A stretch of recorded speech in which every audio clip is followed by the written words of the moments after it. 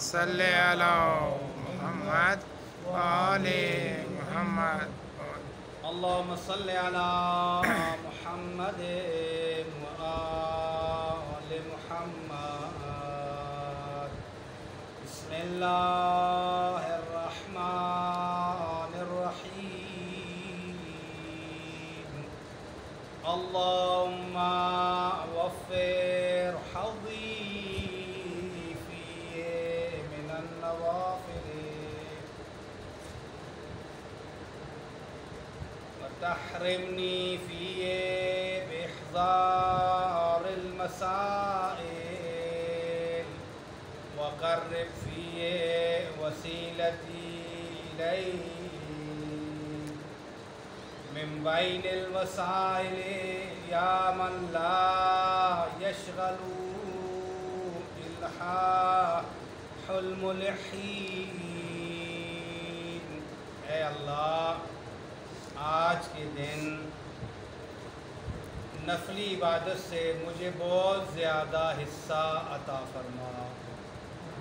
اس میں مجھے مسائل دین یاد کرنے کی عزت عطا فرما، اور اس میں تمام وسیلوں میں سے میرے وسیلے کو اپنے حضور قریب تر فرما دے. اے وہ ذات جس سے اصرار کرنے والوں کا اصرار دوسروں سے غافل نہیں کرتا. ایک صلوات پڑھ لیں. اللہم صل علی محمد وآل محمد. پہلا جو جملہ ہے اس میں یہ ہے کہ پروردگار عالم مجھے مستحبات میں، نوافل میں، فواضل میں، ان کو فواضل بھی کہا جاتا ہے، ان میں مجھے خاطر خواہ حصہ عطا فرما. بڑی مقدار میں میرے مقدر میں لکھ دے کہ میں آج کے دن نوافل، کامہائے مستحب زیادہ سے زیادہ انجام. کیسے ہو گیا؟ پہلا جملہ میں اس میں حکمت کیا ہے، اس میں فلسفہ کیا ہے کہ انسان آج کے دن کو، آج کے روز کو اپنے مالک سے مستحبات، نوافل، اضافی چیزیں، اضافی عبادت، واجبات کے علاوہ باقی جو نیک کام ہیں وہ اللہ سے مانگ رہا ہے. یہ کب ہوتا ہے؟ یہ اس وقت ہوتا ہے. ایک فقہی مسئلہ آپ کی خدمت میں عرض کروں. اگر آپ کا واجب روزہ آپ کے ذمے باقی ہے تو آپ مستحب روزہ نہیں رکھ سکتے. اچھا، اگر آپ کے اوپر آپ کی واجب نماز باقی ہے تو آپ مستحب نماز نہیں پڑھ سکتے، جبکہ ہم ایسا کرتے رہتے نہیں. واجب کا درجہ پہلا ہے. اگر آپ کی واجب نماز باقی، واجب روزہ باقی ہے، آپ مستحب روزہ نہیں رکھ سکتے. حتیٰ کہ ہم بات کو طول نہیں دیتے، حتیٰ کہ واجب روزہ ضروری نہیں ہے کہ وہ ماہ رمضان کا واجب روزہ ہو، کوئی بھی واجب روزہ ہو سکتا ہے. آپ اجارے پہ بھی روزے لے سکتے ہیں، وہاں پہ واجب ہو جائیں گے. آپ نظر، عید، کفارہ وغیرہ کا، قسم وغیرہ کا روزہ بھی آپ کے ذمہ واجب ہو سکتا ہے. بس واجب روزہ اگر آپ کے اوپر ہے آپ مستحب روزہ نہیں. آج کا دعا کرنے والا چونکہ یہ 28 کی دعا ہے، یعنی اپنے آپ کو الحمدللہ اس مقام پر سمجھتا ہے کہ وہ مکمل طور پر واجبات کا پابند ہو گیا ہے، مکمل طور پر واجبات ادا کر رہا ہے. کیونکہ واجبات کمپلیٹ ہونے کے بعد ہی مستحبات کا آگے نمبر آتا ہے. بس یہ اپنے واجبات کو، اس کو ماہ مقدس نے یہ توفیق دی ہے کہ یہ آج تک اس ماہ مقدس کے اس تقدس کی وجہ سے، برکت کی وجہ سے، ماہ مقدس کی عزت کی وجہ سے خدا نے اس کو واجبات کی توفیق عطا کر دی. آج یہ مستحبات مانگ رہا ہے خدا سے. پروردگار مستحبات میں بھی ایک حد ہوتی ہے شاہ جی، کہتا ہے وفر حظی، پروردگار وافر میرا حصہ ہو، اس کا مطلب ہے چھوٹے موٹے مستحبات بھی کر چکا ہے، اب یہ انسان بہت آگے جانا چاہتا ہے، اور یہ ہمارے اندر بھی کوئی اس طرح کی تبدیلی تو نہیں آئی، لیکن خدا سے دعا کرتے ہیں، وہ کریم ذات ہے، پروردگار عالم قادر مطلق ذات ہے، پروردگار عالم یہ ماہ مقدس ختم ہو رہا ہے، بالکل اپنے آخری اختتامی مراحل میں ہے، پروردگار عالم ایسا نہ ہو کہ ہم اس میں بدبخت رہ جائیں، ہمارے ذمے کوئی گناہ بچ جائیں، پھر ایسا موقع ہمیں دوبارہ کبھی نہیں ملے گا۔ یہاں پر خدا کی ذات، میں نے اس سے بھی عرض کیا تھا، ہر روز خدا کی ذات ملین لوگوں کو، یہ روایت ہے ملین لوگوں کو افطار کے وقت جو جہنمی ہو چکے ہوتے ہیں ان کو جنتی کرتا ہے، ملین ہر روز۔ ایک صلوات پڑھیں بابا۔ اللہم صلی علی محمد وآل تو محمد۔ ہمارے حصے میں پتہ نہیں کیا آیا کیا نہیں آیا، ہم ایسے ہی بہرحال اپنا اعتقاد درست رکھنا چاہیے، اور کچھ نہ کچھ انسان کو، ایک مومن کو کوشش کریں، ہم مقام کوشش میں ہیں، ہمیں خدا نے کوشش کا حکم دیا ہے۔ تو بہرحال یہ تھا پہلے جملہ۔ دوسرے جملے میں فرماتے ہیں فی بحضار المسائل، مجھے مسائل دین یاد کرنے کی عزت عطا فرما، تحرمنی، یہاں پر ایک بڑا نقطہ ہے کہ میں دین کے مسائل کو سیکھوں، میں دین کے سارے مسئلوں کو جانوں، آپ یہ نہیں کہتے سیکھنا، شاہ جی جاننا، علم رکھنا، توجہ فرمائیں گے، یہ پہلا مرحلہ ہے عمل کے لیے۔ جب آپ ایک چیز کو جانتے ہی نہیں، آپ نے ایک چیز کو سیکھا ہی نہیں ہے، ایک چیز کے بارے میں آپ کو صحیح معلومات ہی نہیں ہوئی ہے، اس کی معرفت ہی حاصل نہیں کی ہے، تو عمل کا مرحلہ تو اس کے اوپر ڈیپینڈ کرتا تھا، عمل کیسے کریں گے آپ؟ تو لہٰذا کہا، اور یہاں پر ایک عجیب جملہ کہا، یہ اس میں ایک باریکی آپ غور فرمائیں گے اس دعا کے جملے میں، فرمایا تحرمنی، پروردگار عالم آج میں اپنی جتنی بھی جہالت ہے اس کو علم میں بدلوں، ایک دن میں تو انسان نہیں بدل سکتا اپنی جہالت کو علم میں، کم از کم آج میں عزم صمیم کر لوں، پختہ ارادہ کر لوں کہ میں اپنی جہالت کو علم میں بدلوں گا۔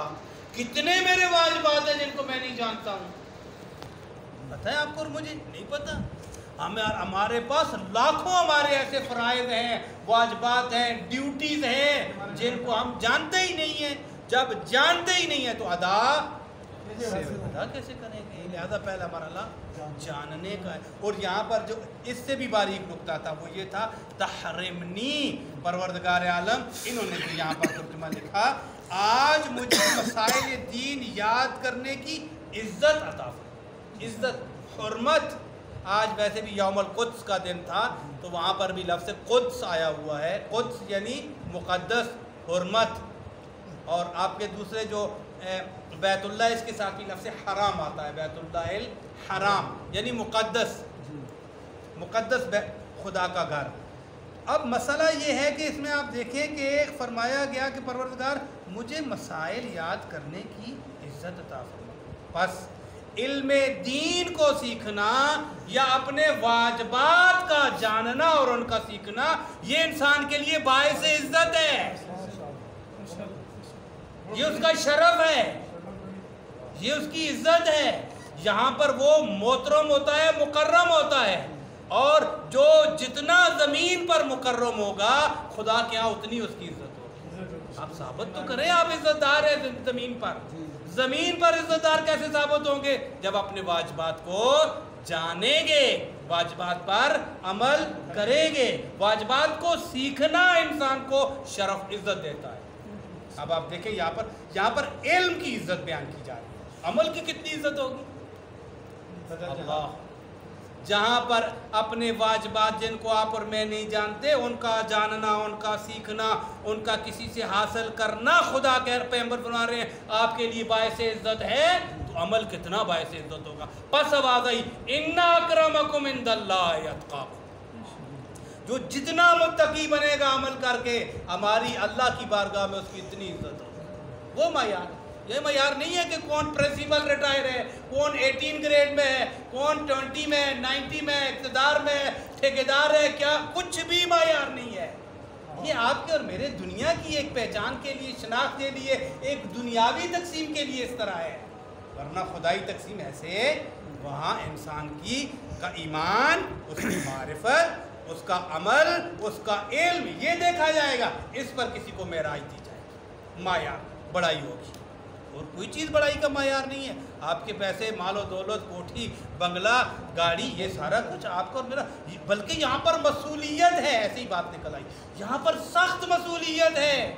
آپ کے امیر اول فرماتے ہیں، آپ دیکھیں کتنا سخت ہے جملہ، معصوم فرماتے ہیں حلال میں حساب ہے، حرام میں عذاب ہے۔ فی الحلال حساب و فی الحرام عذاب۔ ٹھیک ہے، آپ نے اور میں نے جو ادھر ادھر سے جو کچھ جمع کیا ہے، گارنٹی ہے کہ یہ سارا حلال ہے؟ اگر حلال ہے تو حساب دینا، خدا نخواستہ جب زیادہ ہو جائے مال، روایات میں ہے، تو پھر اس میں امکان یہ ہوتا ہے کہ بہت سارا کہیں نہ کہیں سے حرام بھی آیا ہوگا، آپ محسوس کریں یا نہ کریں۔ ورنہ بہرحال میں نہیں کہنا چاہتا خدا کی ذات کو کیا ہو گیا، ٹھیک ہے، آپ کو ارب پتی بنا دیا، مجھے بھوکا مار رہا ہے، ٹھیک ہے، تو خدا نے اتنا زیادہ یعنی واضح اوپن ڈفرنس نہیں رکھا، یہ زیادہ ڈفرنس آپ اور میں نے بنایا۔ ٹھیک ہے، انسان مقام امتحان اور آزمائش میں ہے، ٹھیک ہے، انسان کو کبھی کبھی خدا کی ذات آزماتی ہے، مال کے ذریعے بھی آزماتی ہے، ہر چیز سے آزماتی ہے، لیکن اکثر، اور پھر دوسری آیت ہماری تائید کرتی ہے، چلے میں نے یہ بات کہہ دی، قرآن فرما رہا ہے، اس کا مفہوم آیت یہ ہے، کیا ہو گیا ہے، قرآن مجید، قرآن کریم، قرآن حکیم فرماتا ہے، کیا ہو گیا تم کو کہ اللہ نے جو مال تم کو دیا ہے، تم اس مال کو اٹھا کر غربا، مساکین اور فقراء کو نہیں دے رہے، تم کیا سمجھ رہے ہو یہ سارا تمہارا ہے؟ یہ قرآن کیا ہو گیا، تعجب کیا، بس انسان کے قبضہ قدرت میں جتنا بھی مال ہے 100% نہیں ہے کہ وہ اس کا مالک ہو، کلی طور پہ اسی کا ہو۔ بہرحال عرض کر رہے تھے کہ مسئلہ یہ ہے کہ انسان کے لیے مال حلال میں حساب ہوگا اور حرام میں عذاب ہوگا۔ حرام میں تو عذاب ہے ہی نہیں ہے نا، حرام میں کیا عذاب ہونا ہے؟ اگر حرام ہے تو سیدھا سیدھا عذاب ہے، بس وہ جہنم کا عذاب ہو، وہ آگ کا عذاب ہو، وہ کسی بھی چیز کا عذاب ہو۔ تو ٹھیکدار صاحب بھی آگے ہیں، تو ہم نے کہا مال حرام میں عذاب ہے اور مال حلال میں حساب ہے۔ صلوات پڑھیں بلند تر، اللہم صلی علی محمد وآلِ محمد۔ قرب فی وسیلتی الیک من بین الوسائل، پروردگار عالم تجھ تک پہنچنے کے بہت رستے ہیں، بس ہم گفتگو یہاں پہنچائی، وسائل، سورسز، تجھ تک پہنچنے کے بہت زیادہ رستے، کتنے رستوں سے انسان خدا تک پہنچ سکتا ہے؟ پروردگار تیرے سینکڑوں رستے ہیں تجھ تک پہنچنے کے لیے۔ میں آج اس رمضان کے اس دن میں 28 کو تیری بارگاہ میں آیا ہوں دعا کرنے کے لیے، مجھے شارٹ ترین رستہ بتا دے جو تیرے تک آتا ہو۔ کتنی بڑی ایک سوال ہے اور کتنا بڑا ایک کام ہے خدا کی بارگاہ میں، اور کتنی بڑی چیز انسان مانگ، وسائل، بڑے رستے ہیں، بڑے سورسز ہیں، بڑے وسائل ہیں تجھ تک پہنچنے، وسیلے کی جمع ہے، بہت سارے وسیلے ہیں جو تجھ تک انسان کو پہنچا، لیکن میں آج آیا ہوں اس وسیلے کو مانگنے کے لیے جو سب سے بڑا وسیلہ ہے، جو مجھے ایک دم سے تجھ تک پہنچا۔ کیسی دعا ہے؟ دیکھا آپ نے، دیکھا قرآن نے کہا وَاسْتَعِینُوا بِالصَّبْرِ وَالصَّلَاةِ، ٹھیک ہے، صبر اور نماز سے مدد مانگو۔ کیا مطلب ہے صبر اور نماز سے مدد مانگو؟ یعنی صبر اور نماز کے ذریعے سے مدد مانگو، یعنی صبر اور نماز تمہارا وسیلہ ہے مدد مانگو۔ اچھا، ایک وسیلہ صبر ہے، ایک وسیلہ نماز ہے۔ میں آپ سے سوال پوچھتا ہوں، یہ بھی وسیلہ ہے، اور ایک وسیلہ محمد و علی ہے۔ محمد وآلِ محمد وآلِ محمد۔ مل کے منظم بآواز بلند صلوات۔ اللہم صلی علی محمد وآلِ محمد۔ آیا صبر اور نماز کے ذریعے سے اللہ سے مدد مانگو، وَاسْتَعِینُوا، بس صبر اور نماز ذریعے ہیں، وسیلے ہیں اللہ سے مدد مانگنے کے۔ اب ہر مسلمان کلمہ گو کو یہ جملہ سوچنا چاہیے، جہاں صبر کے ذریعے سے مدد مانگی جا سکتی ہے، جہاں نماز کے ذریعے سے مدد مانگی جا سکتی ہے، نماز ذریعہ بن سکتی ہے، وہاں وہ ہستی ذریعہ کیوں نہیں بن سکتی جس نے نماز سکھائی ہے؟ آپ وقت نہیں ہے۔ عبی بن کعب کو کہا، عبی بن کعب نماز پڑھ لے، رسول نے بلایا، پیغمبر نے، تو نہیں آئے, جلدی جلدی نماز پڑھی, اس کے بعد گئے, جب تو بعد میں پہنچے تو پیغمبر نے فرمایا جب میں نے بلایا تھا ابائے وہ اس وقت کیوں نہیں آئے؟ ابائے نے کہا کیا میں نماز کو توڑ دیتا؟ پیغمبر نے کہا بس یہی وجہ ہے, تو نے اصول دین کو ابھی تک نہیں سیکھا, فروع کو سیکھا ہے. جس نے نماز سکھائی ہے اس پر ایمان نہیں لے کر آیا, جو کچھ سکھایا ہے اسے تو نے پکڑ لیا. اور کیا یہ وہی ہے جنہیں حضرت عمر فاروق نے نماز تراویح کا امام بنایا, حافظ تھے. پھر پیغمبر نے آیت پڑھی باقاعدہ بھی وقت میں کہا یا ایھا الذین آمنوا, سورہ حجرات کی یہ آیت نہیں پڑھی؟ وہ بھائی کیسے حفظ کیا ہے قرآن کو؟ بس ہر حافظ قرآن قابل تعریف نہیں ہے. پیغمبر خود ایک حافظ قرآن کو کہہ رہے ہیں تم نے کیسے حفظ کیا؟ سورہ تحریم کی یہ آیت نہیں پڑھی, حجرات کی پڑھی. حجرات یا ایھا الذین آمنوا استجیبوا للہ وللرسول اذا دعاکم لما یحییکم, ایمان والو جب بھی اللہ اور اس کا رسول بلائے فوراً جاؤ تاکہ تمہیں زندوں میں تصور کیا جائے. تم ابائے تو جلدی جلدی نماز کو پڑھ رہا تھا, تو کیا سمجھتا ہے تو زندہ تھا؟ تو مردہ لاشوں کی طرح ہے. پیغمبر کی اطاعت میں زندگی ہے, جب بلائیں جیسے بلائیں واجب ہے انسان پر فوراً چلا جائے, فوراً. یہ کبھی نہیں آپ دیکھ سکتے پیغمبر کے لیے معیار ہے. پیغمبر جس حالت میں جب بھی کہہ لے آؤ کاغذ اور قلم واجب ہے لے کے جانا. یہ عذر آپ نہیں لا سکتے, پیغمبر مریض ہیں یا بیمار ہیں. پیغمبر جنگ میں بلائے تو آپ پہ واجب ہے پلٹ کے جانا. جس بھی پیغمبر ہر حال میں تمہارے لیے وہ ہستی ہے, فرمایا ما آتاکم الرسول فخذوہ. جب بھی تمہیں پیغمبر کی ذات کسی چیز کا امر کرے, جب بھی واجب ہے, تم فرض ہے, لہذا کوئی قید نہیں. عرض کر رہے تھے وسیلے ہیں بہت سارے, ان وسیلوں میں پروردگار مجھے ڈائریکٹ ترین وسیلہ جو ہے وہ بتا دے تیرے تک آنے کا جو ہو. ٹھیک ہے, اب وقت کم ہے کیونکہ ختم ہو رہا ہے, ہم اس کو ایکسپلین نہیں کر سکتے زیادہ. ایک جملہ مولا امیر کا, ورنہ وسیلے پہ آپ کو 2-4 جملے سناتے ہیں لیکن وقت کی قلت. فرماتے ہیں اذا تقرب الناس الی اللہ باعمالہم فتقرب الی اللہ بعقلک. جب لوگ لمبے اعمال کر کے خدا کے قریب ہو رہے ہوں تو دیکھا کر ہمیشہ درمیان میں ایک شارٹ رستہ بھی ہوتا ہے. دیکھا تو اگر تو نے اپنی عقل, مولا علی فرما رہے, اگر تو نے اپنی عقل, دانائی اور حکمت کو بروئے کار لایا تو تجھے درمیان سے ایک شارٹ رستہ بھی مل جائے گا. کوشش کیا کر شارٹ رستے کے ذریعے خدا تک جایا کر.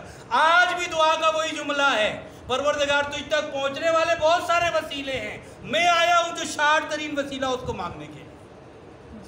صلوات پڑھ لیں بابا. اللہم صلی علی محمد آلہ. یا من لا یشغلہ الحاح الملحین, اے وہ ذات جسے اصرار کرنے والوں کا اصرار تنگ نہیں کرتا, غفلت میں نہیں ڈالتا. آپ جتنا بھی خدا سے مانگیں, جتنا اصرار کریں, دن رات مانگیں, دیکھیں یہ ہے وہ مزاج جس کی طرف ہمیں لایا گیا ہے. ماں باپ سے مانگیں گے, آپ دیکھ لیں, ہر کوئی دیکھ لے کتنی آپ کی اور میرے ماں باپ کی گنجائش ہوگی. ایک حد تک 24 گھنٹے آپ مانگیں, سال بھر مانگیں, ٹھیک ہے, آخر والدین تنگ آئیں گے, انسان ہے, تنگ آئیں گے. ان کی ایک کیپیسٹی ہے, ایک گنجائش ہے, ایک پیمانہ ہے, ایک کسوٹی ہے, ایک معیار ہے, وہاں تک جائے گی, بات ختم ہو جائے گی. ٹھیک ہے. اچھا, اور پھر دوسری چیز خدا کی دیکھیں, باریک نقطہ اس میں ہے, کتنی مخلوق ہے خدا کی, ساری کی ساری ہے, توجہ, ساری کی ساری اپنا اپنا سوال کرے اللہ کی بارگاہ میں, کچھ گڑبڑ نہیں ہوتا. گڑبڑ سمجھتے پشتو ہے نا, گڑبڑ, ہاں ٹھیک ہے, گڑبڑ نہیں ہوتا, یعنی اربوں خربوں ملین, ہاں خلط ملط نہیں ہوتا, خلط ملط نہیں ہوتا, گڑبڑ نہیں ہوتا, مکس نہیں ہوتا. ٹھیک ہے, خدا کی بارگاہ میں کوئی اس طرح کا مسئلہ نہیں ہوتا. اتنی مخلوق مانگ رہی ہے, وہ ساری مخلوق. آپ یہ سوچیں کہ گویا آپ کو اکیلا خدا ڈیل کر رہا ہے. جب بھی آپ خدا کی بارگاہ میں آتے ہیں آپ یہ سمجھیں کہ ساری توجہ خدا کی آپ پر ہے. وہ ایسے ہی آپ پہ توجہ کر رہا ہوتا ہے جیسے کسی اکیلے انسان پر توجہ کی جاتی ہے. وہ قادر مطلق ہے, بس اس کو بہت سارے لوگوں کا مانگنا نہ تنگ کرتا ہے, نہ زیادہ مانگنا اس کو تنگ کرتا ہے. دن رات مانگ رہے ہو اور تھوڑا سا مانگ بھی نہیں رہے. ٹھیک ہے, شاہ جی تو راضی بھی نہیں ہوتے, کہتے ہیں گاڑی بھی ہو, کوٹھی بھی ہو, بنگلہ بھی ہو, شادیاں بھی 2 3 4 تک تو اجازت ہے نا جی. ٹھیک ہے, اتنی شادیاں بھی ہونی چاہیے. تو یہ مانگنے والے بھی ماشاءاللہ. بہرحال خدا کی بارگاہ میں آخری جملات کروں, شکر خورے کو خدا شکر دیتا ہے. یہ اردو کی ضرب المثل ہے. آپ جتنا مانگیں گے, آپ کا ظرف ہے مانگنے والا, وہ خدا آپ کو کم از کم اس سے زیادہ دے گا. ٹھیک ہے, لہٰذا انسان جو بھی مانگنا چاہے خدا سے وداؤٹ اینی ہیزیٹیشن, بغیر کسی تکلف کے اللہ سے مانگا جا سکتا ہے. عبادت کی قبولیت کے لیے ایک دفعہ بلند تر صلوات پڑھ لیں. اللہم صلی علی محمد و آل محمد وعجل فرجہ.